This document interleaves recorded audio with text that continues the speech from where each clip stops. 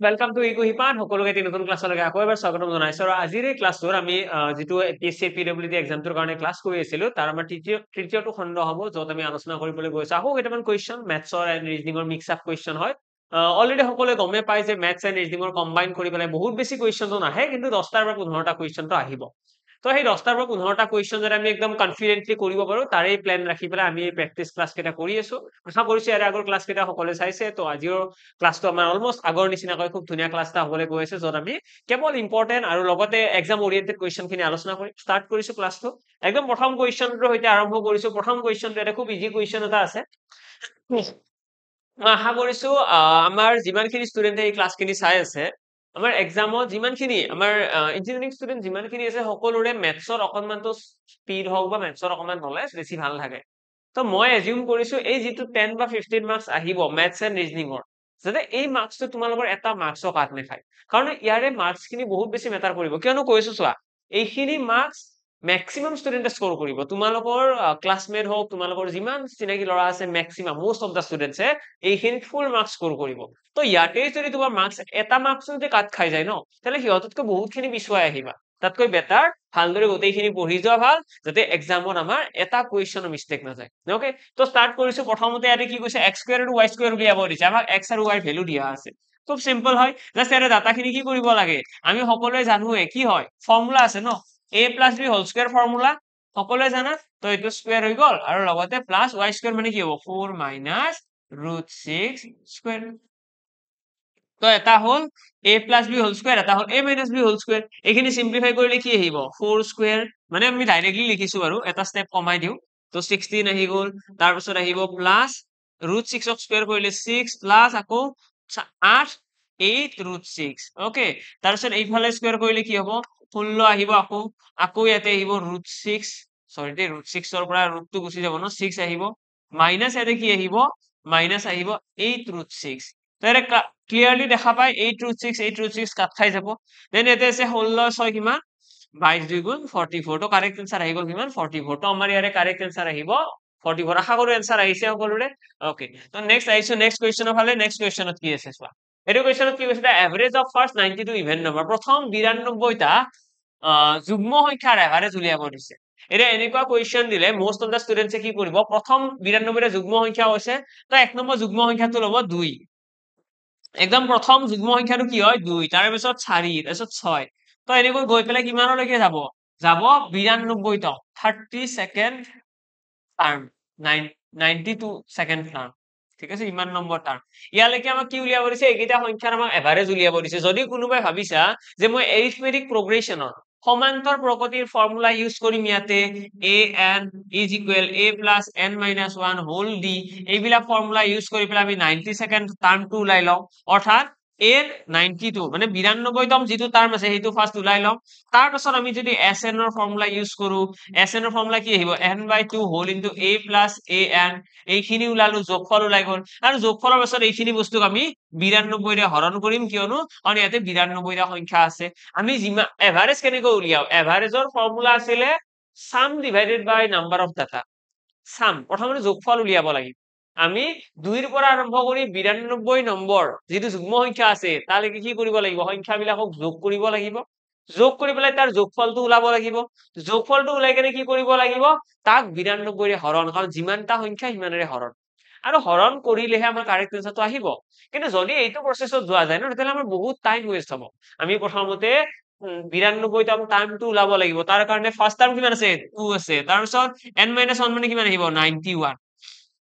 B কিমান common difference ইয়াতে 2 কৈ আছে তো 2 এটা পূৰণ হৈ যাব অৰ্থাৎ কাৰেক্ট আনসাৰ কিমান আহিব 92 টাৰ্ম কিমান আহিব 180 82 84 184 তো 184 হৈছে আমাৰ 192nd টাৰ্ম একদম শেষৰ টাৰ্মটো হ'ব 184 তো এতিয়া যদি যোগফল উলিয়াবলৈ যাও যোগফলৰ কাৰণে ফৰ্মুলা কি আহিব 92/2 হোল ইনটু a অৰ্থাৎ 2 যোগ 184 তো 184 যোগ কৰিলে কিমান আহিব 2 ৰে এইটো কাটি দিয়া 2 ৰে কাটিলে 4 বাৰ আৰু 6 46 তো 46 ইনটু কিমান আহিব 186 তো এইখিনি ক্যালকুলেট কৰিব লাগিব আকৌ ডিভাইড কিৰে কৰিবা 92 ৰে তো 92 ৰে ডিভাইড কৰিলে এইটোৰে 92 দুবাৰ গুচি গল 2 ৰে এইটো কাটি দিলা কিমান হৈ যাব 2 9 গুণ 18 2 3 গুণ 6 অৰ্থাৎ 93 আমাৰ आंसर আহি গল তো কাৰেক্ট এভাৰেজ আমাৰ কিমান আহি গল 93 এতিয়া কথাটো হ'ল আমি এক্সামত ইমানখিনি কৰিব লাগিব নে নালাগে এতিয়া এইটো মেথডৰ ফালে যদি চাওঁ ন প্ৰথমতে আমি সিৰিজটো লিখিছো ঠিক আছে সিৰিজটোত আমি লিখিছো ইহঁতৰ ডিফাৰেন্সটো সমান যিহেতুকে ডিফাৰেন্সটো সমান হয় তো আমি এইটো সমান্তৰ প্ৰগতি বুলি ক'ব পাৰিম আৰু এবাৰ যেতিয়া গম পাম সমান্তৰ প্ৰগতি তো তাৰ ক্ষেত্ৰত আমি লাষ্ট টাৰ্মটো ওলাব লাগিব যে 90 সেকেন্ড টাৰ্মটো হয় কি 92তম পদটো হয় কি আৰু লাষ্ট টাৰ্মটো উলিওৱাৰ পাছত সেইটোৰ আমি সাম উলিয়াব লাগিব সাম ইয়াতে ওলাই গ'ল সাম উলিয়াইছো n/2 a + an এইটো ফৰ্মুলা লগাইছো দেন আমি সাম যেতিয়া ওলাই গ'ল সেইটোক আকৌ হৰণ কৰিছো 92 ৰে এইটো চোৱা 92 ৰে ডিভাইড কৰিছো আৰু ডিভাইড কৰাৰ পাছত ইয়াতে আমাৰ কাৰেক্ট আনসাৰটো আহিছে ঠিক আছে কাৰেক্ট আনসাৰটো আহিছে কিন্তু কথাটো হ'ল কি আমি এক্সামত ইমানখিনি কৰাৰ প্ৰয়োজন নাই তোমালোকে মনত ৰাখিবা আমাক যেতিয়া ক'ব না average of first n even number ঠিক আছে ইয়াতে মই 92 নহয় এটা যদি 92 নিদি পেলাই এটা যদি n বুলি ক'লে হয় the average of first n even numbers তেতিয়াহ'লে ইয়াৰে এনসাৰটো সদায় কি আহিব n + 1 that's it এইখিনি এনসাৰ বেলেগ একো কৰিব লগা নাই মানে প্ৰথম ইমানটা যুগ্ম সংখ্যা প্ৰথম 92টা হোক প্ৰথম 20টা হোক প্ৰথম 10টা হোক আমাক প্ৰথম বুলি কৈ পেলাই যদি প্ৰথম ইমানটা যুগ্ম সংখ্যা বুলি কয় তেতিয়াহ'লে যিমানটা যুগ্ম সংখ্যাৰ কথা কৈছে ইয়াৰে 92টা কৈছে ন তো 92ৰ লগত এটা এক যোগ কৰি দিয়া অৰ্থাৎ 92 + 1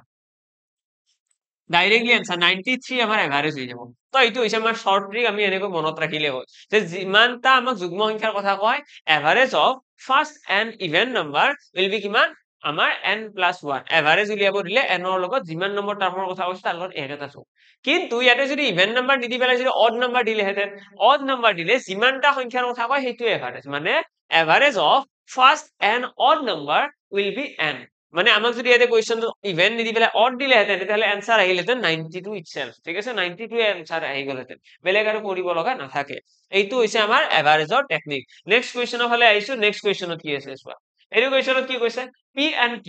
take part in 400 metre race P আৰু Q কি কৰিছে এটা ৰেচ এটা কম্পিটিশন কৰিছে 400 মিটাৰ দীঘল race P runs at a speed of 12 km/h P ৰ স্পীড কিমান 12 কিলোমিটাৰ প্ৰতি ঘণ্টা P gives Q a start of 20 meter P A Q কি দিছে এটা স্টার্ট দিছে 20 মিটাৰৰ ইয়াৰে মিনিংটো এনেকুৱা P আৰু Q ৰ মাজত ৰেচ হৈছে তো P হয়তো P ৰ স্পীড ইমানে বেছি বা P ৰ কনফিডেন্স ইমানে বেছি P কৈছে Q যে তুমি এটা কাম কৰা তুমি মোৰ সমান দৌৰিব নালাগে তুমি 20 মিটাৰ এটা আগতীয়াকৈ দৌৰা মানে আগৰ পৰাই তুমি ৰানিং কৰা আৰম্ভ কৰা তুমি 20 মিটাৰ যোৱাৰ পাছতহে মই দৌৰা ষ্টাৰ্ট কৰিম পইণ্টটো বুজি পালা এনেকুৱা হয় ন কেতিয়াবা কি হৈছে এইটো ডিসটেন্স ঠিক আছে এইটো হৈছে 400 মিটাৰ P ইয়াতে আছে এইটো হৈছে 400 মিটাৰ কিন্তু Q কি কৰিছে Q অলপমান আগুৱাই দিছে 20 মিটাৰ এটা আগুৱাই দিছে তো Q বৰ্তমান ইয়াতে আছে তো P ইয়াৰে পৰা যাব Q ইয়াৰে পৰা যাব ঠিক আছে এইখিনি কথা কৈছে নেক্সট আমাক কি কৈছে P gives Q a start of 20 meter and still beats him by 30 seconds যদিও Q অকলমান আগত আছিলে তথাপিতো P এ কি কৰিব P এ Q বিট কৰিব কিমান সেকেন্ডত 13 সেকেন্ডত বিট কৰিব মানে P এ কি কৰিব P এ Q 13 সেকেন্ডত হৰুৱাব তথাপিতো হৰাব ঠিক আছে তথাপিতো হৰুৱাব আমাক এটা কৈছে the speed of Q is আমাক Q ৰ স্পীড উলিয়াব দিছে যে Q এ কিমান স্পীডত দৌৰি আছিল প্ৰথম কথাটো হৈছে আমি ইয়াতে আমি যেতিকে P ৰ স্পীড গম পাও আমি ডিসটেন্স গম পাও যে ডিসটেন্স কিমান আছে P এ কিমান ডিসটেন্স গৈছে আমি স্পীড উলিয়াব নোৱাৰিম জানো নিশ্চয় পাৰিম তো তোমালোকে প্ৰথমতে ট্ৰাই কৰা P এ কিমান টাইম লৈছে এইটো উলিয়াবলৈ ট্ৰাই কৰা কাৰণ P ৰ স্পীড আমি গম পাও ডিসটেন্স গম পাও ডিসটেন্স গম পালে ডিসটেন্স আৰু স্পীড গম পালে আমি P ৰ টাইম উলিওৱাৰ কাৰণে কি ফৰ্মুলা ইউজ কৰিম আমি টাইমৰ কাৰণে ফৰ্মুলা ইউজ কৰিম ডিসটেন্স ডিভাইডেড বাই স্পীড এৰে ডিসটেন্স আছে 400 মিটাৰ স্পীড কিমান আছে 12 কিন্তু ইয়াতে যেটো স্পীড আছে ন হেতু কিহৰ আছে এই 12 কিলোমিটাৰ প্ৰতি ঘণ্টাটো আছে আমাৰ ইয়াতে কিলোমিটাৰ প্ৰতি ঘণ্টা আৰু ডিসটেন্স আছে মিটাৰত তো তোমালোকে এইটো কিলোমিটাৰৰ পৰা মিটাৰ পাৰ সেকেন্ডলৈকে কনভাৰ্ট কৰিব লাগিব অৰ্থাৎ ইয়াতে 5 by 18 এটা পূৰণ হ'ব 5 ডিভাইডেড বাই 18 এটা পূৰণ হ'ব তো 18 টো তলত থকাতকৈ ওপৰত লৈ যোৱা একেই কথা তো ওচৰতে ওপৰত গুচি গ'ল এটা কাটি দিয়া 6 2 গুণ 12 6 3 গুণ 18 2 ৰে এইটো কাটিলে 200 আহি যাব 5 ৰে কাটিলে 40 অৰ্থাৎ 4 3 গুণ 12 120 সেকেন্ড মানে আমি গম পাই গলো যে P কিমান সময় লাগিব P এ এই জায়গাটোৰ পৰা এই জায়গাটোলৈকে কিমান স্পীডত গৈছে যাওতে কিমান সময় লাগিছে 120 সেকেন্ড আশা কৰো ক্লিয়াৰ সকলোৱে গম পাইছে যে P কিমান সময় লাগিছে আমি যদি P ৰ সময়টো গম পাই যাও যে P এ 120 সেকেন্ড লৈছে তেতিয়া Q কিমান সময় ল'ব Q 13 সেকেন্ড বেছিকৈ ল'ব ন কাৰণ Q তকৈ 13 সেকেন্ড আগতে কি কৰিছে P এ কমপ্লিট কৰিছে অৰ্থাৎ আমি কম Q এ লোৱা সময় হ'ব 133 সেকেন্ড তো Q এ সময় লৈছে 133 সেকেন্ড 13 সেকেন্ড এটা বেছিকৈ লৈছে এটা ইমানখিনি সময়ত কিমান ডিসটেন্স গৈছে এটা ডিসটেন্স কিমান গৈছে টাইমটো বাৰু বুজিলো দূৰত্ব কিমান গৈছে তো দূৰত্ব চোৱা কিউৱে অলৰেডি 20 মিটাৰ এটা আগতীয়াকৈ গৈ থৈ দিছে মানে বাকি 380 মিটাৰ গৈছে বাকি 380 মিটাৰ যাবলৈকে কিমান সময় লাগিছে 133 ছেকেণ্ড গৈছে তো তোমালোকে কৰিব কি লাগে তোমালোকে সিম্পলি ইয়াতে ক্যালকুলেট কৰিব লাগিব যে আমাৰ স্পিড ইকুৱেল ডিসটেন্স ডিভাইডেড বাই টাইম অৰ্থাৎ 400 মিটাৰ ডিভাইডেড বাই 133 ইমান কৰিলে আমাৰ आंसर আহিব মিটাৰ পাৰ সেকেন্ড স্পিড ঠিক আছে এইখিনি জাস্ট আমি এইখিনি জাস্ট ক্যালকুলেট কৰিব লাগে আৰু ইয়াতে আমি এপ্ৰক্সিমেটলি গমে পাইছো কিমান আহিব 3 পইণ্ট সামথিং আহিব তো 3 পইণ্ট সামথিং যেটো অপচন আছে ইমান মিটাৰ পাৰ সেকেন্ডটো আমাৰ কাৰেক্ট आंसर ঠিক আছে এইটোই হৈ গল কাৰেক্ট आंसर আশা কৰো ক্লিয়াৰ সকলোৰে ক্লিয়াৰ তো আমাক ইয়াতে ৰাউন্ডেড অফ টু 2 ডেসিমেল প্লেসেস দিছে তো অপচন দেখিলে তোমালোকে খুব ধুনীয়াকৈ आंसर দিব পাৰিবা তো speed of Q will be 3 metre per second okay next কোৱেশ্চনৰ ফালে আহিছো এইটো কোৱেশ্চন ইয়াতে কি কৈছে almost similar kind of question হয় the ratio of the ages of two friends দুজন বন্ধুৰ বয়সৰ অনুপাত দিয়া আছে which will become 6:5 after 4 years okay তো দুজন বন্ধুৰ আমাক বয়সৰ অনুপাত দিয়া আছে তো ইয়াৰে পৰা ইচ্ছা কৰিলে আমি এটো এনেকৈ 4/3 লিখিব পাৰিম আমাক কৈছে 6 বছৰ পাছত কি কৈছে which will become 6:5 after 4 years অৰ্থাৎ 4 বছৰ পাছত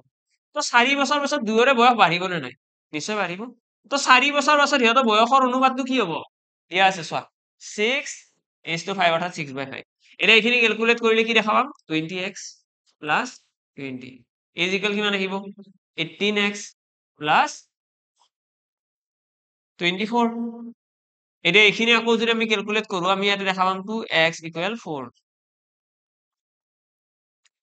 দেন 2 ৰে কাটি দিয়া দুবাৰ অৰ্থাৎ x = কিমান আহি গল x = আহি গল 2 আৰু x ৰ ভ্যালুটো যেটো আহিছে এটো তোমালোকে ইয়াতে বহাই দিয়া লগলে প্ৰেজেন্ট টেন্স টো গম পাই যাবা অৰ্থাৎ 8 বছৰ আৰু 6 বছৰ এজন লৰাৰ বয়স হৈছে 8 বছৰ এজনৰ বয়স হৈছে 6 বছৰ মানে উলিয়াব কি দিছে what will be the sum of their ages সিহঁতৰ বয়সৰ যোগফল কিমান হ'ব after 22 years 22 বছৰ পিছত ম্যাক্সিমাম ষ্টুডেন্টে কি ভুল কৰে সিহঁতৰ বৰ্তমান বয়স দেখি আছে 8 বছৰ আৰু 6 বছৰ 8 বছৰ আৰু 6 বছৰ হৈছে বৰ্তমান বয়স তো এই দুটা যোগ কৰি দিলে কিমান হ'ব 8 6 14 বছৰ 14 ইয়াৰ্স হৈছে বৰ্তমান বয়স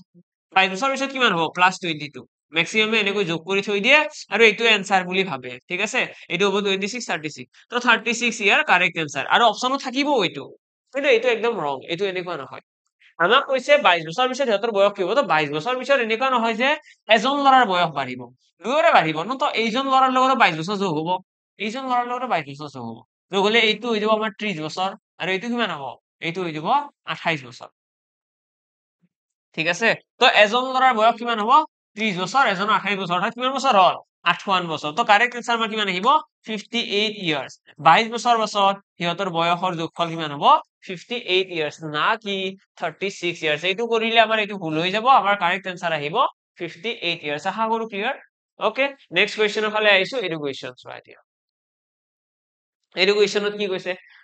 a man sells a mobile phone for ₹680 sorry ইয়াতে চাও প্ৰতিটো কোৱেশ্চন মই তোমালোকৰ পৰা এজিউম কৰিছো এটা মই কোৱেশ্চনটো উলাই দিও মই অকমা আতৰি দিওৱে সো তোমালোকে ভিডিওটো লগালে পজ কৰিবা পজ কৰি পেলাই কোৱেশ্চন এটা প্ৰথমতে নিজৰ ফালৰ পৰা চেষ্টা কৰিবা যদি নোৱাৰা যদি কিবা কনফিউজন থাকে তেতিয়া হলে অবিয়াসলি ফৰৱাৰ্ড কৰিবা আৰু যদি বুলি পাৰিছা তেতিয়া হলে তোমালোকে কাটি পেলাই ডাইৰেক্টলি आंसरটো চাব পাৰিবা आंसरটো লগে গলা आंसरটো মিলিছে নে নাই যদি মিলিছে যদি এনেকুৱা হৈছে যে তুমি आंसरটো আহিছে ঠিকই কিন্তু টাইম বহুত লাগিছে অবিয়াসলি তাহলে তোমালোকে মেথডটোৰ ওপৰত ফোকাস দিব পাৰিবা যে এইটো মেথডত মই পাৰিছো নে নাই বা এই মেথডটো কেনেকুৱা ঠিক আছে মই এটা যিমান কেইটা মেথডত কোৱেশ্চনটো সলভ কৰিম মই ট্ৰাই কৰিম এনেকুৱা এটা মেথড ইউজ কৰা যেটো বেছি বুজিবলৈও টান নালাগে আৰু লগতে কৰিবলৈও টান নালাগে কম সময়ৰ ভিতৰতো आंसर আহে আৰু বুজিবলৈও বহুত টান নালাগে এনে কি কৈছে a man sells a mobile phone for ₹680 এজন মানুহে 680 টকাৰ এটা মোবাইল ফোন এটা বিক্ৰী কৰিছে and loses something আৰু কিবা এটা লস কৰিছে লস হৈছে কিবা এটা তো 680 টকাৰ বিক্ৰী কৰোতে কি হৈছে লোকসান হৈছে মানে কিনা দামটো ডাঙৰ ন 680 টকাতকৈ কিনা দামটো ডাঙৰ তো আমি এনেকৈ ক'ব পাৰো যে কিনা দাম আছিল সিপি কিনা দাম আছিল কিবা এটা তাৰ পৰা যেতিয়া 680 টকাত বিক্ৰী কৰিলে কিবা এটা লোকসান হৈছে ন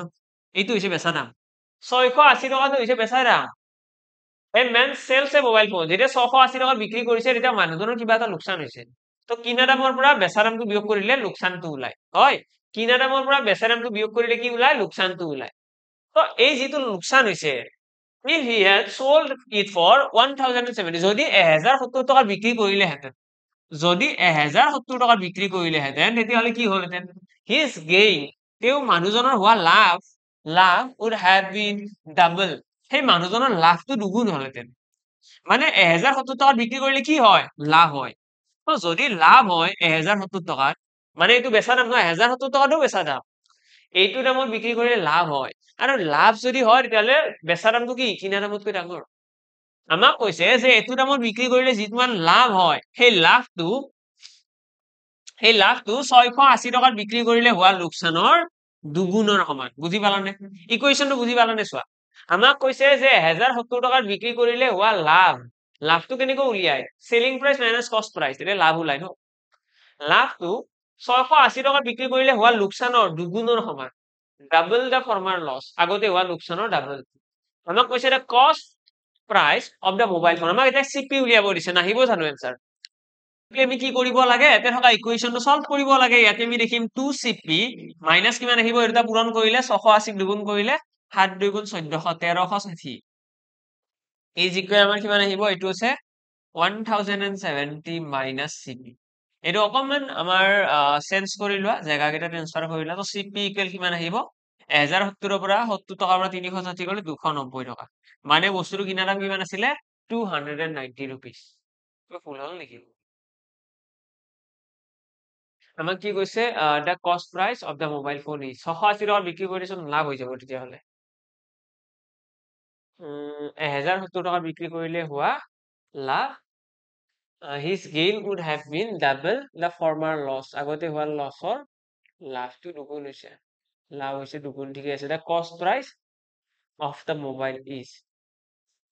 এভেন sells a mobile phone for rupees 680 কাৰণ চোৱা ইয়াতে এনচাৰটো আমাৰ আহিব লাগিছিল একচুৱেলি 680 তকৈ ডাঙৰ কাৰণ 680 তকৈতো সৰু পসিবল নহয়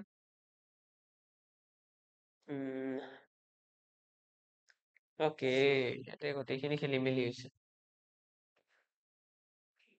এইটোত যদি আমি যদি চাওঁ এই চিপিটো ইপিনে আনিলে কি হ'ব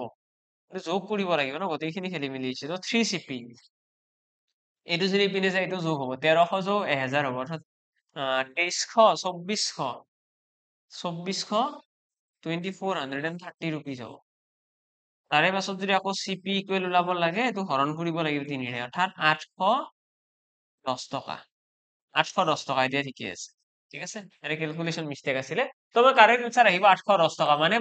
মোবাইলটোৰ কিনা দাম আছিলে 810 টকা যেতিয়া 680 টকাত বিক্ৰী কৰিছে তেতিয়া কি হৈছে 680 টকাত বিক্ৰী কৰোতে মানুহজনৰ লোকচান হৈছে ঠিক আছে আৰু যেতিয়া 1070 টকাত বিক্ৰী কৰিছে মানুহজনৰ লাভ হৈছে এটা দেখিলে গম পাই ন 800 টকা যদি কিনা দাম হয় 1000 টকাত যদি বিক্ৰী কৰে লাভ হ'ব 680 টকাত বিক্ৰী কৰিলে লোকচান হ'ব আৰু এই কনসেপ্টটোকে আমি কি বুলি কওঁ প্ৰফিট ইকুৱেল লোকচান লছ কনসেপ্ট প্ৰফিট আৰু লছৰ সমান বুলি কয় এটা মই সেইখিনিয়ে কৈছে ন যে ইমান টকাত হোৱা লোকচান ইমান টকাত হোৱা লাভৰ সমান দুগুণ কৈছে এইটো বেলেগ কথা কিন্তু প্ৰফিট ইকুৱেল লছ কনসেপ্টৰ এইটো কোৱেশ্চন আমাৰ আহিব নেক্সট কোৱেশ্চনৰ ফালে আহিছো এইটো কোৱেশ্চন ইয়াৰে কি কৈছে ইয়াৰে কৈছে আমাক এইটো সেন্টিমিটাৰ স্কয়াৰ দেই এইটো কাৰেক্ট কৰাই লবা এইটো সেন্টিমিটাৰ ইয়াৰে কৈছে if the diameter of the base of a cone is 56 centimeter এটা কোণ এটাৰ কথা কৈছে এটা কোণ এটা আছে ইয়াতে এটা এটা কোণ এটা আছে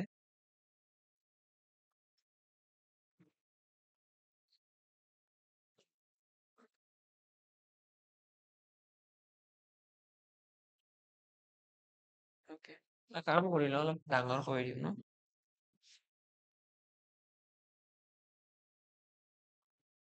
ওকে এটা কোণ এটা আছে আৰু কোণটোৰ এই ডায়ামিটাৰটো আমাক দিয়া আছে ডায়ামিটাৰ কিমান দিছে এই কোণটোৰ ডায়ামিটাৰ আমাক দিয়া আছে 56 সেন্টিমিটাৰ তাহলে ৰেডিয়াস কিমান হ'ব তো ৰেডিয়াস আমি দেখা ডাইৰেক্টলি গম পাই গলো 28 সেন্টিমিটাৰ রেডিয়াস ইকুয়াল কি d/2 ন d/2 diameter divided by 2 equal radius তো রেডিয়াস আহি গল 28 centimetre and its curved surface area মানে কি এই হেলনীয়া বিচিটো CS এই বুলি কম curved surface area আমাৰ ইয়াতে দিয়া আছে 3080 আমাক এতিয়া ইয়াৰে ভলিউম উলিয়াব দিছে ফাৰ্স্ট কথাটো হৈছে ভলিউমৰ ফৰ্মুলা তোমালোকে জানিব লাগিব আৰু curved surface area ফৰ্মুলা যদি ভলিউমৰ ফৰ্মুলা কথা কওঁ ভলিউমৰ ফৰ্মুলাটো খুব ইজি হয় ইয়াতে সেইটো হৈছে 1/3 pi r square h 1/3 pi r square h এইটো হৈছে ভলিউমৰ ফৰ্মুলা আৰু কাৰ্ভ সাৰফেস এৰিয়াৰ ফৰ্মুলাটো কি ইয়াৰে ফৰ্মুলাটো হৈছে pi r l এতিয়া ইয়াতে আমাৰ এটা কনফিউজন এটা আহি গল pi r l কনফিউজনটো কি আমি ইয়াতে এইটো কোৱেশ্চন অলৰেডি ৰেডিয়াসটো গম পাই যাও আমি ৰেডিয়াসটো অলৰেডি গম পাইছো ৰেডিয়াস কিমান 28 সেন্টিমিটাৰ কিন্তু আমি কি গম নাপাওঁ আমি ভলিউম কিয় উলিয়াব পৰা নাই আমি ভলিউম এই কাৰণে উলিয়াব পৰা নাই কাৰণ আমি h টো গম নাপাওঁ h মানে কি হাইট আমি হাইটটো নাজানো যে এই কোণটোৰ হাইট কিমান আছে এই হাইটটো আমি জানিব লাগে এতিয়া হাইটটো কেনেকৈ উলিয়াও আমি এতিয়া লজিক লগাই আছো হাইটটো কেনেকৈ উলিওৱা যায় আমি যদি কাৰ্ভ সাৰফেস এৰিয়াটো চাও ন CSA কাৰ্ভ সাৰফেস এৰিয়াত আমাৰ যেটো ফৰ্মুলা আহিব সেই ফৰ্মুলাটো হৈছে পাই আর এল ইয়াতে পাই আমি আহিব আর আমি গম পাম এল গম পাম এল মানে কি স্ল্যান্ট হাইট এল মানে হৈছে আমাৰ হেলনিয়া দৈৰ্ঘ্য বুলি কয় স্ল্যান্ট হাইট বুলি কয় ঠিক আছে হেলনিয়া যেটো লাইন আছে এটা আমি যদি এই কার্ভ সারফেস এৰিয়াৰ ফৰ্মুলাটো ইউজ কৰো আমি এলৰে ভ্যালু উলিয়াব পাৰিম আমাক লাগে কি আমাক লাগে এইচ কাৰণ আমাক ভলিউম উলিয়াব দিছে ভলিউম তো আমি কি কৰিম আমি এটা প্ল্যান বনাব পাৰো আমি এনেকুৱা কৰিব পাৰো যে এলটো আমি যেতিয়া গম পাম আমি এইটো ত্ৰিভুজত এই ট্ৰায়াঙ্গলটো পাইথাগোৰাছ থিওৰেম লগাই পেলাই এইচ উলিয়াব নোৱাৰিম জানো পাৰিম কাৰণ আমি ৰেডিয়াস অলৰেডি গম পাও আমি এল গম পাও আমি এইচ উলিয়াব পাৰিম তো আমি প্ৰথমতে কি কৰি লম প্ৰথমতে কাৰ্ভ সাৰফেস এৰিয়াটো ইউজ কৰি CSA এইটো ইউজ কৰি পেলাই আমি উলাই লম এল অৰ্থাৎ স্ল্যান্ট হাইট তাৰপিছত আমি হাইট উলাই দিম ওকে যদি ফৰ্মুলা ইউজ কৰো এতে কি দেখাবা পাই আহিব আৰ মানে কিমান 28 আৰু এল মানে কিমান আহিব এল তো আমি নাজানো উলিয়াব দিছে এনে 3080 এইখিনি আকৌ অকমান সলভ কৰিলে পাই মানে কিমান 7 ভাগৰ 22 ন 7ৰে কাটি দিব পাৰিবা তো 22 * 28 আহিব 28 divided by আছে 7 7ৰে এটো কাটি দিয়া 4 বাৰ ইনটু আছে L is equal আছে 3080 আৰ 4ৰে যদি এটো কাটিব বিচাৰা 4 7 গুণ 28 2 থাকি গল আকৌ 4 7 গুণ 28 তো 770 আহি গল তাৰপিছত যদি L ইকুয়াল উলিয়াব বিচাৰো এবাৰ 22ৰে এটো কাটিব পৰা যাবনে তো 22 3 গুণ কিমান বা যাব 22 3 গুণ 66 76 11 থাকি গল 110 110ক 22ৰে যাবনে yes 5 5 যাব 22 5 গুণ 20 5 গুণ 110 ঠিকে আছে তো L ইকুয়াল আহি গল 35 L ৰ ভ্যালুটো আমি গম পাই গলো আৰু L ৰ ভ্যালুটো গম পোৱাৰ পিছত আমি এতিয়া H ৰ ভ্যালু উলিয়াৰ কাৰণে কি কৰিম H ইকুয়াল ৰুট ওভাৰ কি আহিব root over L square minus R square L square মানে কিমান 35 স্কয়াৰ L স্কয়াৰ মানে আহিব 35 স্কয়াৰ 35 স্কয়াৰ কৰিলে কিমান আহিব 12 25 তাৰপিছত R স্কয়াৰ মানে কিমান আহিব R স্কয়াৰ মানে কিমান আছে R মানে আছে 28 28 স্কয়াৰ মানে কিমান 28ক স্কয়াৰ কৰিলে কি আহিব এতে কৰি লবা শর্টকাটটো তো আছে থাকে শর্টকাট কিমান 8 8 গুণ 64 2 2 গুণ 4 8 16 2 গুণ 32 অর্থাৎ এতে আহিব 7 4 7 784 এতে আমি গ্যাপ উলালে কিমান দেখা পাম গ্যাপ কিমান আহিব এতে এটা আছে 1225 এটা আছে 784 এহেত আহি গল দেন 4 আহি গল তাৰপিছত আমাৰ থাকি গল 11 7 4 11 441 মানে কিমান 21 স্কয়ার 21 আহি গল আমাৰ h ৰ ভ্যালু h ৰ ভ্যালু কিমান আহি গল 21 মানে আমি গম পাই গলো যে এই যেটো কোণৰ কথা ইয়াতে চলি আছে সেই কোণটোৰ হাইট হৈছে 21 কেনেকৈ উলিয়ালো স্টেপ কেইটা তোমালোকে ভালদৰে ফোকাস কৰা প্ৰথমতে আমি কাৰ্ভ সাৰফেস এৰিয়াৰ ফৰ্মুলাটো ইউজ কৰি পেলাই স্ল্যান্ট হাইট উলাইছো স্ল্যান্ট হাইট যেতিয়া আহিছে তাৰ পাছত আমি h ৰ ভ্যালু উলাইছো h মানে কি হাইট আৰু এবাৰ যেতিয়া হাইট আহি গল এতিয়া আমি তাৰ ভলিউম উলাবলৈ ৰেডি আমি এতিয়া তাৰ ভলিউম উলিয়াব পাৰিম কিয়নো ভলিউম বুলি কোৱাৰ লগে লগে মেইনলি আমাৰ ৰিকোয়াৰমেন্ট থাকে R আৰু H আৰু R ৰ ভ্যালুটো আমি অলৰেডি গম পাও ৰেডিয়াস কিমান 28 আৰু H কিমান আহি গল 21 জাস্ট বহাই দিয়া ভ্যালুখিনি তো 1/3 পাই 7 ভাগৰ 22 ইনটু R মানে কিমান আহি গল 28 আৰু H মানে কিমান আহি গল 21 এইখিনি 7ৰে কাটি দিয়া 7 3 গুণ 21 3ৰে এটো কাটি দিয়া 3 তাৰপিছত এইখিনি পূৰণ কৰিলে 22 আৰু 28 পূৰণ কৰিলে কিমান হ'ব 28 2 গুণ 56 দেন আকৌ 56 আছে কিমান হ'ব 61 তো 616 আমাৰ কারেক্ট आंसर আহিব ভলিউম কিমান আহিব 616 ঠিক আছে মোস্ট প্রবাবলি ঠিকই আছে নাই ঠিকই কিবা এটা মিস্টেক হৈ থকা বুলি মোৰ ফিল হৈছিলে তো এটা মিস্টেক এটাই হৈছে এটা আমি r স্কয়াৰ লিখিব লাগে না ফৰ্মুলা কি আছিল 1/3 পাই r স্কয়াৰ h মানে r টোক মই স্কয়াৰও কৰিব লাগিব তো r টোক স্কয়াৰ কৰিলে এটা আৰু এটা 28 আহিব মানে আৰু এবাৰ 28 ৰে পূৰণ কৰিব লাগিব এইটো পূৰণ কৰিলে যি আহিব হেতু आंसर ঠিক আছে পূৰণখিনি তোমালোকে কৰি ললে 616 into 28 okay done next question ফালে আইছো next question কি আছে চোৱা এইটো question এটা কি কৈছে 2 years ago আকৌ age related নহয় এটা population based question হয় এনে মই কৈছে 2 years ago 2 বছৰ আগৰ কাহিনী 2 বছৰ আগত the population of a town was ইমান 2 বছৰ আগত population আছিল ইমান এখন চহৰ এখনৰ জনবসতি 2 বছৰ আগৰ কথা এইটো 9487500 এইটো আছিল 2 বছৰ আগৰ জনসংখ্যা due to a migration to big cities migration মানে কি migration মানে এসে এটা জায়গাৰ পৰা আন এটা জায়গালৈকে গুচি যোৱা big cities সকলোৱে জানা ডাঙৰ ডাঙৰ চহৰলৈকে কি হয় জেনাৰেলি মানুহ বিলাকে গুচি যায় কাৰণ ভেৰিয়াছ ৰিজনৰ কাৰণে ভাল লাইফষ্টাইল হওক বা ইনকামৰ কাৰণে হওক যিকোনো কাৰণত মানে চিটিলৈকে কি হয় মাইগ্ৰেট কৰে তো এই মাইগ্ৰেট কৰোঁতে কৰোঁতে কি হৈছে it decreases every year at the rate of 8%। Every year 8% মানুহ কমি কমি গৈ আছে গাঁওখনৰ মানুহ কি হৈছে ভিলেজখনৰ মানুহ বা টাউনখনৰ মানুহ কি হৈছে এভৰি ইয়াৰ কমি কমি গৈ আছে 8%। আমাক এটা কুৱেশ্যন কৰিছে the present population of the town is বৰ্তমানৰ পপুলেশ্যন কি সেই চহৰখনৰ তো যদি প্ৰথম বছৰত যদি 8% কমি গৈছে মানে এইটো কিমান হ'ব 92% নহ'ব জানো ইয়েছ পপুলেশ্যন কমি গ'লে আমাৰ সদায় আমি জাষ্ট এইটোৱে কৰিব লাগে যে আমাক কিমান বছৰ কমি যোৱা বুলি কৈছে ফাৰ্ষ্ট এইটো চাবা 2 বছৰ কৈছে তো আমি দুবাৰ লিখিব লাগিব লগতে 2 বছৰে সমান সমান কমিছে নে বেলেগ বেলেগ কমিছে আমি দেখিছো প্ৰথম বছৰত যিমান কমিছে ছেকেণ্ড ইয়াৰতো সমানে তো সেইকাৰণে প্ৰথম বছৰৰ শেষত মই লিখিলো 92%। So আকৌ এবাৰ 92% আমাৰ 2 বছৰৰ কথা কৈছে ন দুবাৰ লিখিব লাগিব এতিয়া এইখিনি ক্যালকুলেট কৰাৰ লগে লগে আমাৰ কাৰেক্ট আনসাৰটো আহি যাব যে গাঁওখনৰ জনবসতি কিমান আছিল দ্যাটছ ইট আৰু বেলেগ চিন্তা কৰিব লগা নাই জাস্ট এইখিনি ক্যালকুলেট কৰিব লাগে পাঁচেৰে তোমালোকে কাটিব পাৰিবা এইটো 20 5 গুণ 100 পাঁচেৰে যদি এইটো কাটিব যাও কিমান বাৰ যাব 1 8 তাৰপিছত 9 7 5 এইখিনি তাৰপিছত আকৌ কিহেৰে কাটিব পৰা যাব পাঁচেৰে আকৌ কাটিব পৰা যাব আমি ডাইৰেক্টলি 25ৰে কাটিব পাৰিলো হয় ন একো নাই বাৰু এটা কাম কৰিছো মই ডাইৰেক্টলি 25ৰে কাটি দিও নহলে মিছা মিছি ক্যালকুলেশনটো দীঘলীয়া হৈ থাকিব তো এটা কাম কৰিলো এইটো 25ৰে কাটি দিলো 4 বাৰ ঠিক আছে এইটো যদি 25ৰে কাটিবলৈ যাও দেখিম 25 3 গুণ 75 75 তো 25 4 গুণ 100 কিমান কমি আছে 6 এটা কমি আছে 19 198 হলে 4 5 6 7 7 বাৰ যাব 198 হল 198 হলে আমাৰ কিমান বাৰ গ'ল 7 বাৰ গ'ল 7 বাৰ গ'লে আমাৰ কিমান থাকি গ'ল আকৌ 198 দুই এটা কমি আছে ন দুই এটা কমি থাকিলে 237 হলে কিমান বাৰ যাব 237 হলে 9 বাৰ যাব 9 বাৰ যাব 237 হলে 13 কমি আছে 12 আছে 125 তো 125 হলে 25 5 গুণ 125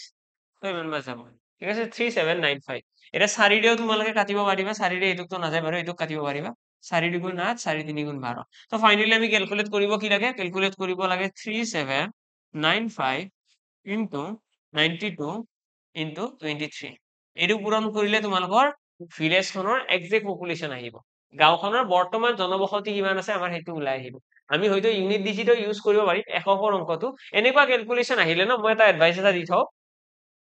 এনেকুৱা ক্যালকুলেশন আহিলে তোমালোকে কি কৰিবা ইয়াৰে যদি মই চাও 92 আৰু 23 পূৰণ কৰাটো ইমান ডাঙৰ কথা নহয় বাৰু এইটো মুখে মুখেও কৰিব পৰা যাব যদি আমি 92 আৰু 23 পূৰণ কৰো কি আহিবনো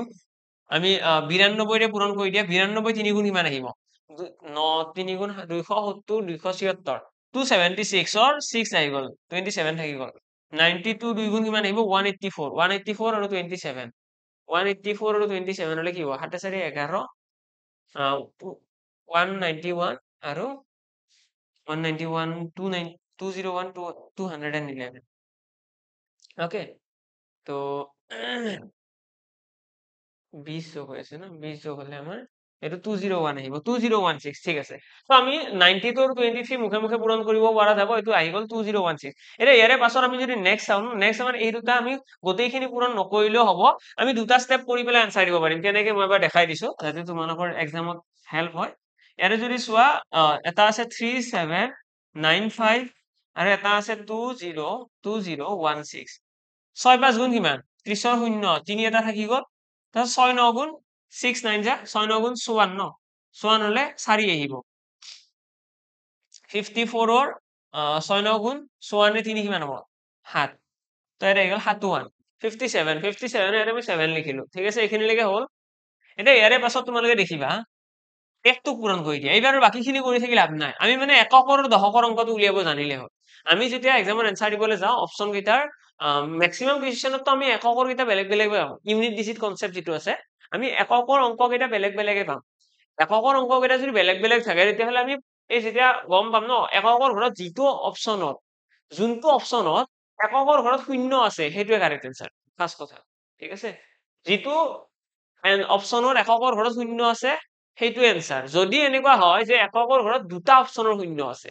দুটা এনেকুৱা অপচন আছে য'ৰ এককৰ ঘৰত 0 আছে সেই ক্ষেত্ৰত আমি কি কৰিম দশকৰ অংকটো উলিয়াব লাগিব কেনেকে ওলাই তাৰ হেতুৰ কাৰণে তোমালোকে 6 5 গুণ 30 কৰিলা 3 কেৰিৰ 6 9 গুণ 54 6 9 যা 54 ল 3 এড কৰিলে 57 57 ৰ 7 লিখিম 5 টো উৰি গ'ল ঠিক আছে এতিয়া নেক্সট আমি কি কৰিম 1 5 যা 1 5 যা 5 এটা এইখিনি যোগ কৰি দিয়া 0 হাতে পাইছে 12 ৰ 2 মানে 0 আৰু 2 যোনটো অপচনত থাকিব 2 and 0 অপচনৰ যিটো থাকিব সেইটোৱে কাৰেক্ট এটা তোমালোকে যদি গোটেইখিনি কৰিব যোৱা অবভিয়াছলি টাইম কনজিউমিং হয় ইমান বেছি ট্ৰাই কৰি থকাৰ প্ৰয়োজন নাই আৰু যদি তোমালোকে বোলে তথাপিতো কনফিউজিং আছে তোমালোকে প্ৰথম দুটা পূৰণ কৰি চাব পাৰা 3 পূৰণ 2 3 গুণ 6 অৰ্থাৎ তোমালোকৰ অলমষ্ট এইটো বহুত ডাঙৰ সংখ্যাটো আহিবই কিন্তু আগৰ সংখ্যাটো 6তকৈ ডাঙৰ থাকিব 7 8 9 এনেকুৱা হ'ব 6তকৈ সৰু হ'ব নোৱাৰে সেইটো বস্তু তোমালোকে মাইণ্ডত ৰাখিব পাৰিবা ওকে বাৰু নেক্সট আহিছো নেক্সট কুৱেশ্যনৰ ফালে এইটো কৈছো এইটো কুৱেশ্যনত কি আছে এটা কৈছে আদি এণ্ড দিয়া টুগেদাৰ হ্যাভ 1440 if 3/10 of মানে আদি আৰু দিয়াৰ লগত টোটেল 1440 টকা আছে তাৰপিছত কি কৈছে if 3/10 of আদি's amount মানে আদিৰ এমাউন্টৰ আদিটো মই a বুলি দিলো আদিৰ এমাউন্টৰ 3/10 is equal to 3/5 of car 3/5 of দিয়াৰ এমাউন্ট মানে আদিৰ এমাউন্টৰ 10 ভাগৰ 3 ভাগটো দিয়াৰ এমাউন্টৰ 5 ভাগৰ 3 ভাগৰ সমান এতিয়া ইয়াতে ক্লিয়াৰলি দেখা পাইছো 3 3 কাট খাব আছে 10 কাটিলো দুইবাৰ তো আমি ইয়াৰে পৰা দেখিলো a পূৰণ হাফ is equal d মানে a এৰ লগত থকা টকাৰ আধা d ৰ লগত থকা পইচাৰ সমান a এৰ লগত যিমান টকা থাকিব তাৰে আধা d ৰ সমান আৰু ইয়াৰে পৰা যদি আমি যদি ৰেশিও উলিয়াবলৈ যাম তেতিয়াহ'লে তো এনসাৰটো আৰু বেছি ইজিলি আহিব ন আমি যদি ইয়াৰে পৰা অনুপাতৰ পিনে যাওঁ আমি দেখিম a by d is equal আহিব 2/1 আহিব d টো এইপিনে আনিলো ভগ্নাংশটো এইপিনে লৈ ললো অৰ্থাৎ a আহিব 2 d আহিব 1 আমি যদি ইয়াতে এনেকৈ লিখিব বিচাৰো আমি লিখিব পাৰিম a is to d তো a is to d কিমান হ'ব 2 is to 1 ওকে তো তাৰ পৰা আমি দেখিলো 3 ৰেশিওৰ আমি এইখিনি টকা ভগাব লাগে দ্যাটস ইট তো 3x আমি ডাইৰেক্টলি লিখিলো ইয়াতে এটা লাইন আমি লিখিব পাৰিম 3x is equal 1440 rupees x equal কিমান আহিব 3 4 গুণ 12 3 8 গুণ 24 480 অৰ্থাৎ দিয়ে কিমান পইচা হ'ব আমাক কৈছে দিয়া how much amount দিয়া have তো দিয়াই কিমান টকা হ'ব দিয়াই পাব 480 rupees আৰু লগতে যদি আদিৰ কথা সুধিলেহেঁতেন আদি কিমান হ'ব 480 হলে কিমান হ'ব 960 rupees ঠিক আছে 960 rupees কোনে পাব আদিয়ে পাব 980 টকা আৰু দিয়াই পাব 480 টকা এইটো হৈ গ'ল ফাইনেল আনসাৰ নেক্সট কুৱেশ্যনৰ ফালে আহিছো নেক্সট কুৱেশ্যন কি আছে চোৱা এইটো কুৱেশ্যন খুব ইজি কুৱেশ্যন এটা আছে অলমোষ্ট সিমিলাৰ কাইণ্ডৰ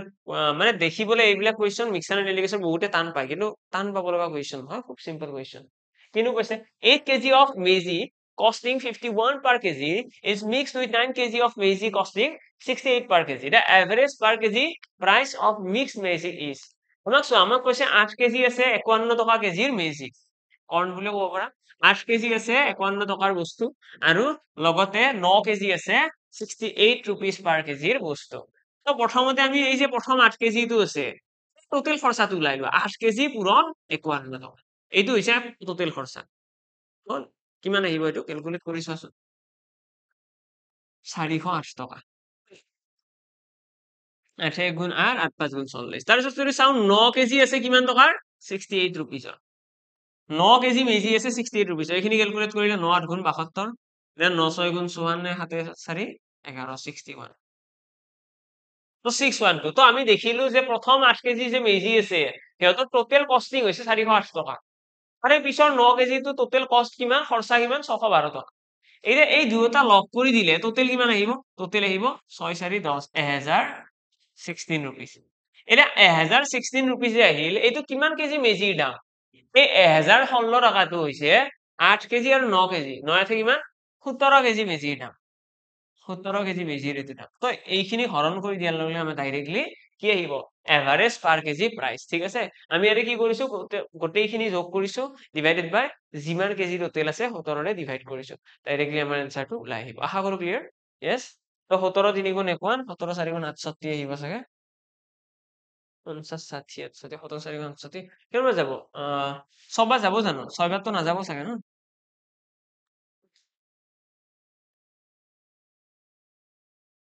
আচ্ছা এইটো হৰণ যোৱা নাই ইয়াতে আমাৰ ওকে এইটো 12 যোগ 8 20 হ'ব লাগিছিল ন মানে একচুৱেলি কি হয় আমাৰ এনেকুৱা ধৰণৰ এক্সামত যেতিয়া কুৱেশ্যন আহে ন এটা কথা তোমালোকে মাইণ্ডত ৰাখিবা যদি কেতিয়াবা ডেচিমেলত আহিছে তোমালোকে এবাৰ অপশ্যন কেইটা চাবা ঠিক আছে এতিয়া অপশ্যন নাই কাৰণে হয়তো আমাৰ অকণমান টাইম লাগিল আদাৰৱাইজ আমাৰ মানে কেনেকুৱা হয় অপশ্যন থাকিলে আমি অপশ্যনত ডাইৰেক্টলি দেখাব ন অপশ্যনত যেতিয়া গোটা সংখ্যা আহিব আমাৰ কেলকুলেশ্যন কৰিলেতো দশমিকত আহিব নোৱাৰে ন কেলকুলেশ্যন কৰিলেও আমাৰ কিহত আহিব গোটা সংখ্যা আহিব তেতিয়া কেনেকৈ গম পাম যে গোটা সংখ্যা আহিছে নে নাই কি হৈছে কিবা খেলি মেলি হৈছে তো তাৰ কাৰণে আমি কি কৰো আমি ইয়াতে যদি সাপোজ দশমিকত আহিছে আৰু অপশ্যন গোটেইকেইটা গোটা সংখ্যা আছে ইন্টিজাৰ ফৰ্মেট লগে লগে আমি কি চাম আমাৰ কেলকুলেশ্যন কৰাত মিষ্টেক হৈছে নেকি ইয়াতে 12 যোগ 8 16 ৰ পৰা আহিব এইখিনি এতিয়া কাটিলে 17 5 গুণ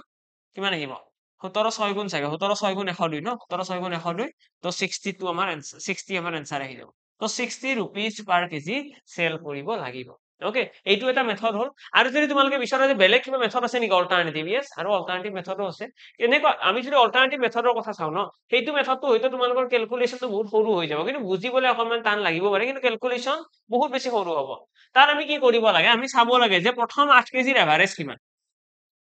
প্ৰথম 8 কেজিৰ আমাক এভাৰেজ দিয়া আছে 51 তাৰে পিছৰ 9 কেজিটোৰ এভাৰেজ কিমান তাৰে পিছৰ 9 কেজিটোৰ এভাৰেজ দিয়া আছে 68 এতিয়া ইহঁত দুটাক যদি মিক্স কৰা হয় অবভিয়াছলি ইহঁতৰ এভাৰেজটো কি হ'ব নতুন যিটো এভাৰেজ আহিব এইটো বাঢ়ি যাব ন বাঢ়িব কিয়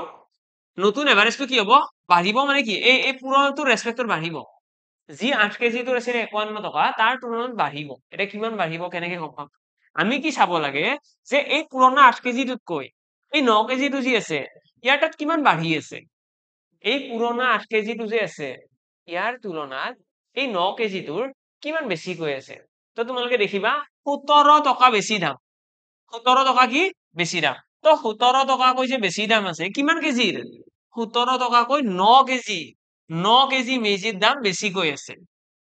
17 টকাকৈ 9 কেজি মেজিৰ দাম বেছিকৈ আছে ওকে এতিয়া আমাৰ টোটেল কিমান কেজি আছে এটা হেতু চাব লাগে মানে ইমানখিনি টকা বেছিকৈ আছে আৰু এই টকাখিনি আমি এটা কাৰ মাজত ভগাব লাগে গোটেইখিনি বস্তুৰ মাজত অৰ্থাৎ 9 আছে 17 কেজি বস্তুৰ মাজত এতিয়া দেখিবা 17 যোগ 17 কাট খাই গল মানে 9 এটা ৰৈ গল মানে 9 টকা এটা দাম বাঢ়িব আগৰ তুলনাত মানে আগতে যি 51 টকা আছিল তাতকৈ 9 টকা বাঢ়িব তো 51 + 9 কৰিলে কিমান আহিব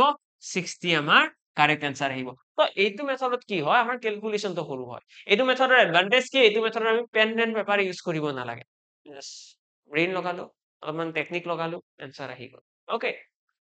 নেক্সট কোৱেশ্চনৰ ফালে আহিছো এডু কুৱেশ্যনত কি কৈছে find the simple interest on 2000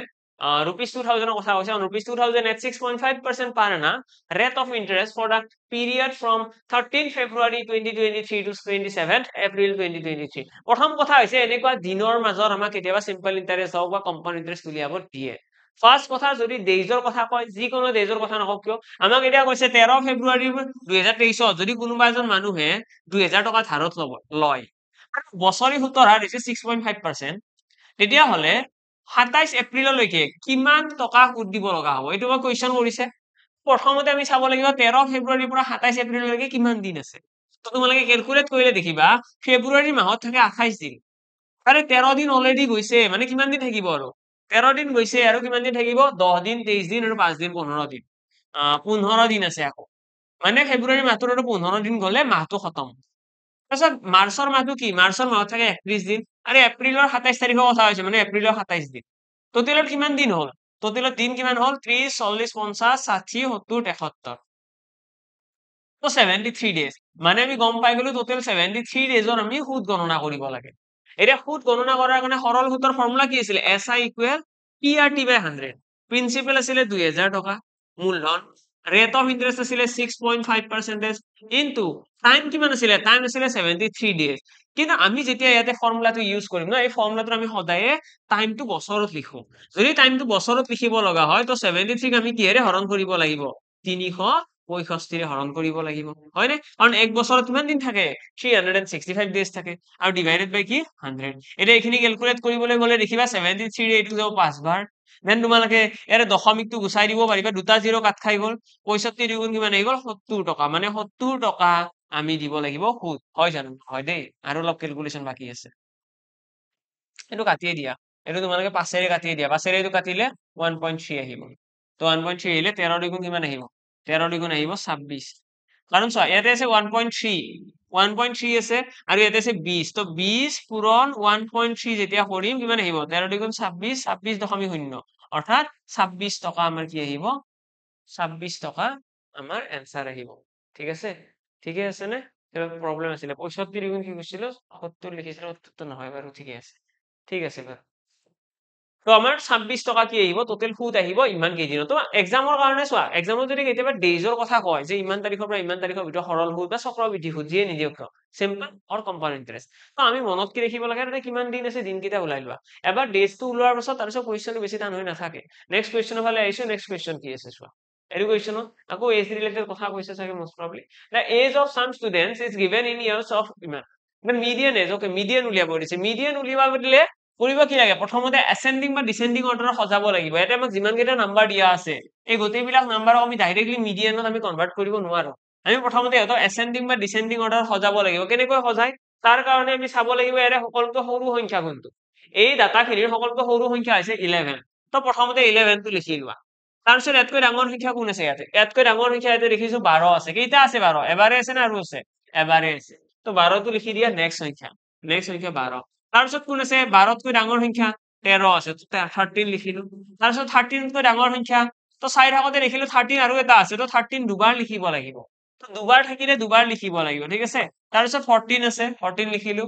তাৰপিছত কি আছে তাৰপিছত আছে ইয়াতে 15 আছে 15 লিখিলো 16 আছে yes তো 14 আছে লিখিছো ইয়াতে 15 লিখিলো 16 লিখিলো 17 লিখিলো 18 আছে আৰু 19 আছে বেলেগ নাই 18 আৰু 19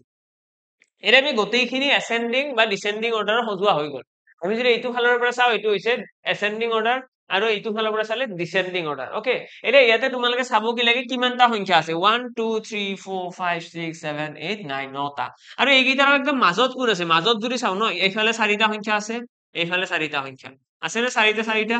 আৰু ইয়াৰে মাজত কোন ৰৈ গল তো মাজত ৰৈ গৈছে এটা সংখ্যা 14 আৰু এই 14 টোকে আমি কি বুলি কম মিডিয়ান বুলি কম মিডিয়ান মানে কি মিডিয়ান মানে হৈছে মাজত কোন থাকে যদি কেতিয়াবা এনেকুৱা সিচুৱেশন হয় যে ইয়াতে মাজত এনেকুৱা জায়গা নাই ইয়াতে দুটা সংখ্যা মাজত আহিছে যেনেকৈ মই যদি ইয়াতে এক্সাম্পলটো অলপমান চেঞ্জ কৰি দিও মই যদি কওঁ ইয়াতে সাপোজ 19 টো নাই এতিয়া কি হ'ব এতিয়া তোমালোকে ইয়াতে মাজত মিডিল নাম্বাৰ একো বিচাৰি নাপাবা তোমালোকে দেখিবা এইফালে তিনিটা সংখ্যা আছে এইফালেও এনেকৈ তিনিটা সংখ্যা আছে আৰু মাজত দুটা সংখ্যা ৰৈ গ'ল এটা সংখ্যা মাজত অহা নাই এই ক্ষেত্ৰত আমি দুয়োটা সংখ্যাকে যোগ কৰি দুইৰে হৰণ কৰিব লাগে ক্লিয়াৰ আমাক যদি এনেকুৱা সংখ্যা দিয়ে যে মাজত দুটা সংখ্যা আহি গ'ল আমি দুইটাক যোগ কৰি পেলাই দুইৰে হৰণ কৰিব লাগিব নেক্সট কুৱেশ্যনৰ ফালে আহিছো এইটো কুৱেশ্যন ইয়াতে কি কৈছে ইয়াতে আমাক কৈছে Muralidhar the owner of grocery store offers a discount scheme buy 5 water bottles get 1 6 for free okay তো আমাক ইয়াতে চোৱা এইটো কুৱেশ্যন সকলোৱে পঢ়িছো ইয়াতে কৈছে মুৰলীধৰন এজন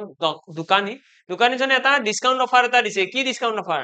যে স্কিম এটা দিছে বাই 5 পাঁচটা বস্তু কিনি লোৱা পানীৰ বটল তেতিয়ালে এটা পানীৰ বটল ফ্ৰী পাবা পাঁচটা পানীৰ বটল কিনিলে এটা পানীৰ বটল ফ্ৰী আমাক এতিয়া কৈছে what is the effective percentage discount যে কিমান পাৰ্চেন্ট ডিসকাউন্ট দিছে উলিওৱা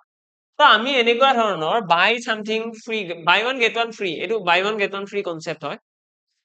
এই যে আমি শপিং মলত গ'লে দেখা পাওঁ buy 3 get 1 free buy 3 get 2 free sir buy কিবা এটা কিনিলে কিবা এটা ফ্ৰী দিব এনেকুৱা ধৰণৰ কুৱেশ্যনত তোমালোকে চাব কি লাগে যে আমি ঘৰত কিমানটা বস্তু লৈ আনিছো মই যদি এই মুৰলীধৰৰ দোকানত যদি কিবা কিনিব যাওঁ সাপোজ 5টা পানী বটল কিনিলো মই ঘৰত কিমানটা লৈ আনিম মই ঘৰত লৈ আনিম 6টা কাৰণ এটা ফ্ৰীও দিব ন তো আমি ঘৰত কিমানটা আনিছো এইটো চাব লাগে তো ঘৰত আনিছো 6টা তাৰে ফ্ৰী কিমানটা দিছে এটা মাত্ৰ ফ্ৰী দিছে ন সেই একটো ওপৰত ৰাখিবা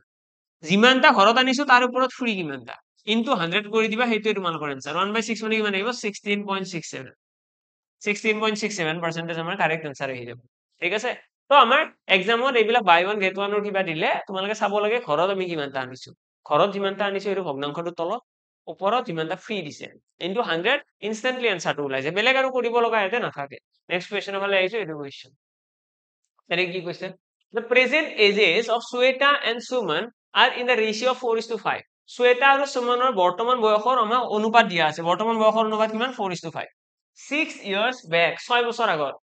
তো Sweta আছে ইয়াতে Sweta আৰু ইয়াতে আছে সুমন সুমন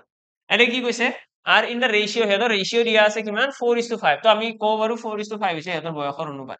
6 years back মানে 6 বছৰ আগত 6 বছৰ আগত হলে কি হ'ব এইটো হৈছে বৰ্তমান বয়স তো ইয়াৰে পৰা 6 বছৰটা বিয়োগ কৰিব লাগিব ন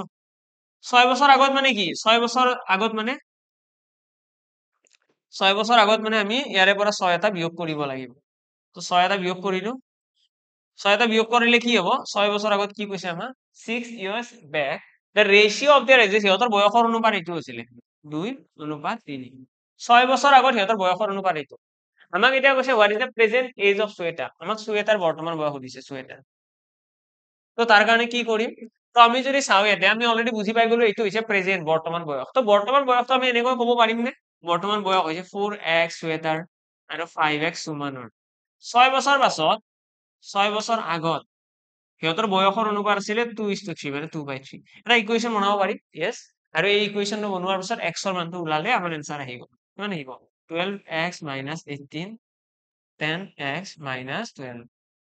12 মান সিম্পলিফাই কৰিলে 2x = আহিব 6 x = আহিব 3 x ৰ ভ্যালু 3 আহি গল আমি ইকুৱেশ্যনটো কেনেকৈ বনাইছো চোৱা এইটো হৈছে শ্বেতা আৰু সুমনৰ বৰ্তমান বয়স তাৰ পৰা যেতিয়া 6 বছৰ বিয়োগ কৰিম তেতিয়া সিহঁতৰ ৰেশিও কিমান হ'ব সিহঁতৰ ৰেশিও হৈ যাব 2:3 অৰ্থাৎ 2/3 সলভ কৰিছো x = 3 আহি গল এতিয়া x ৰ ভ্যালুটো ইয়াতে বহাই দিয়া তো শ্বেতাৰ বয়স আহি যাব 8 বছৰ আৰু সুমনৰ বয়স আহি যাব 10 বছৰ দ্যাটস ইট সৰি দেই 12 বছৰ আৰু 15 বছৰ হ'ব 3 আছে ন 4 3 × 12 বছৰ আৰু 5 3 15 বছৰ তো শ্বেতাৰ বয়স কিমান হ'ব 12 বছৰ তো আমাৰ কোৱেশ্চনৰ হেইতে হৈছে what is the present age of Shweta তো শ্বেতাৰ বয়স আমি কি বুলি কৈ দিম 12 বছৰ বুলি কৈ দিম নেক্সট কোৱেশ্চনৰ ফালে আহিছো এটো কোৱেশ্চন